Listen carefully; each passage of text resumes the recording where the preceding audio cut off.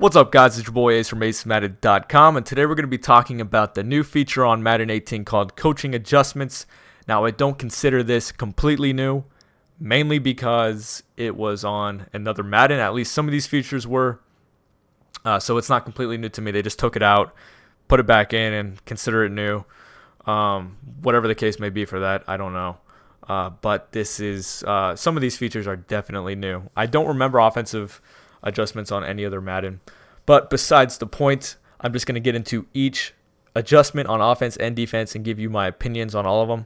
I used each setting on both offense and defense. And basically what I came down to, at least from 2 games, which my opinion may change throughout the year, everything needs to stay on balance to start the game.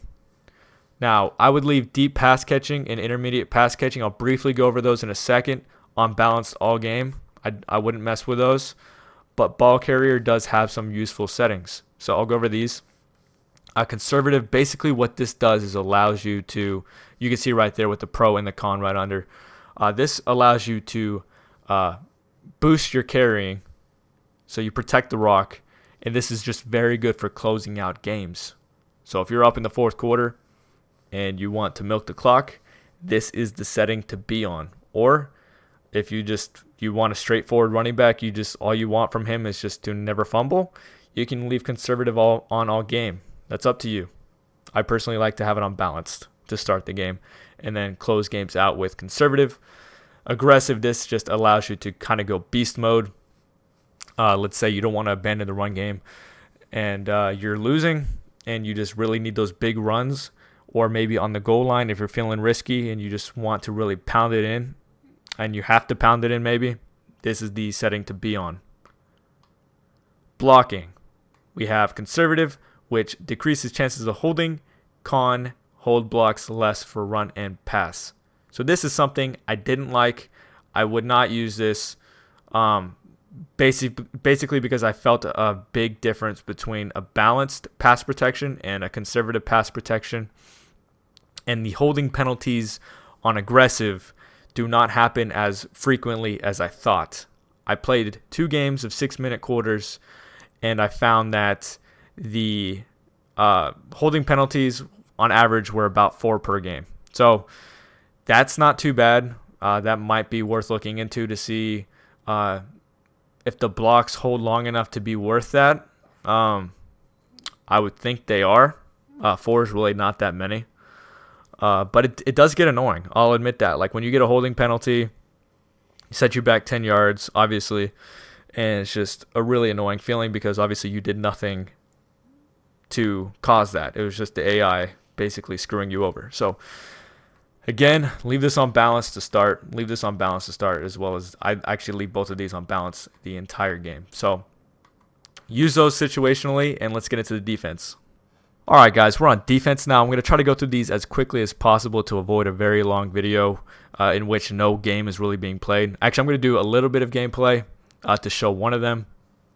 But overall, you definitely need to use these adjustments on defense because it brings great strategic value and helps you get an edge on your opponent. Honestly, everybody probably will be using some of these. So auto flip, this used to be in settings, but now it's in coaching adjustments. I leave it off because I like to know where each of my players are. It just helps with my setups personally. But if you're new to the game or you don't know football too well, definitely leave it on because it puts your defense in favorable situations. And that's basically it. Ball and air defense. I went through each of these, and honestly, they all seem pretty equal to me. Balanced is basically the default settings. Play ball, that's for more of the gamblers, people who like to get more picks. Obviously, everybody loves to get more picks, but do realize that you will be giving stuff up. Sometimes they will go for the ball, and they will whiff horribly, and you'll give up a huge play or a touchdown. So just keep that in mind. It's not as good as you think just because you get more picks. Play receiver makes it harder for them to catch the ball. Swap ball, this was used manually a lot last year. You won't ever get picks, but it makes it a lot easier to stop big plays. Okay, so cornerback matchups, this is the big one. Definitely pay attention here. So it used to be your best cornerback will line up in the same spot every single time. And actually, I think this was in previous Maddens. They had this feature, but regardless, now it's back in the game. And balance is no more. You don't want to use balanced. You want to go by either overall or depth chart. Now, you don't want to use speed, height, or route running because you probably don't have each of those memorized for your guys. Overall, just put your best guy on their best guy. Very simple, probably the best setting. Then you have depth chart. This is something that I'm personally using right now against the Falcons. I'll show you. I have Steph Gilmore on Julio Jones and Malcolm Butler on Sanu. I can change these up too if I wanted to. But what this does is it allows me to have more height and speed on Julio and put my best guy on their second option. Hopefully shuts him down. So I can help Steph Gilmore with some safety help now or whatever the case may be. Damn, I didn't even realize Devin McCourty was a 96. That's amazing.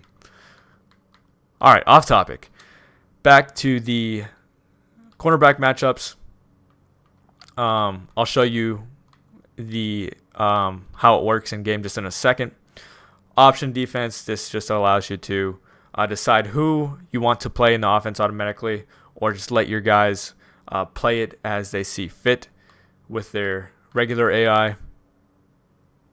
Pass rush. Now, I'm going to go through these pretty quickly.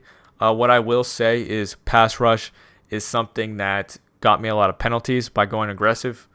But it does seem like it improves the pass rush a little bit. I need to use it more to really make a complete analysis on that. But if you just look at the pros and cons of each one, it basically tells you what it does. Conservative, they just play contain and look to swat the passes. Strip ball, there's obviously the pros and the cons to each of these. But you will get more fumbles, but you do get a lot more face masks. I got 4 face masks in one game from using strip ball aggressive. So be careful. You will get annoyed when you give up 15 yards and you can't do anything about it.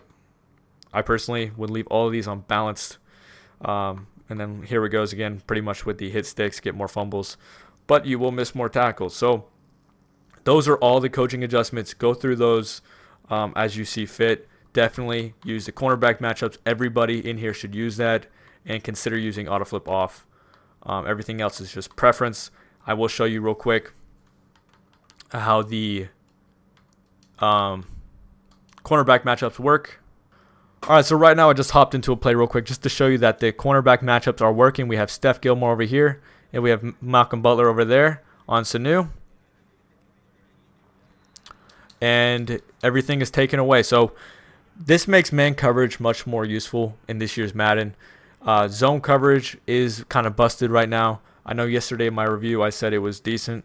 As I played longer, I started to realize that some of the zones do some really wacky things. Man coverage is a lot better this year because of this feature, and just in general, the press is better. They just play better man coverage overall. I think the zones will get buffed, become better as we get through the year. So maybe in a patch in a month or so, we might see that. But that's pretty much it for the coaching adjustments. Definitely use the cornerback matchups. It will help you take away certain key players. And that's pretty much it, guys. I hope you enjoyed it. Please drop a like if you did. Really helps my channel. And as always, if you enjoy daily Madden tips, please hit the sub button. Appreciate it, guys.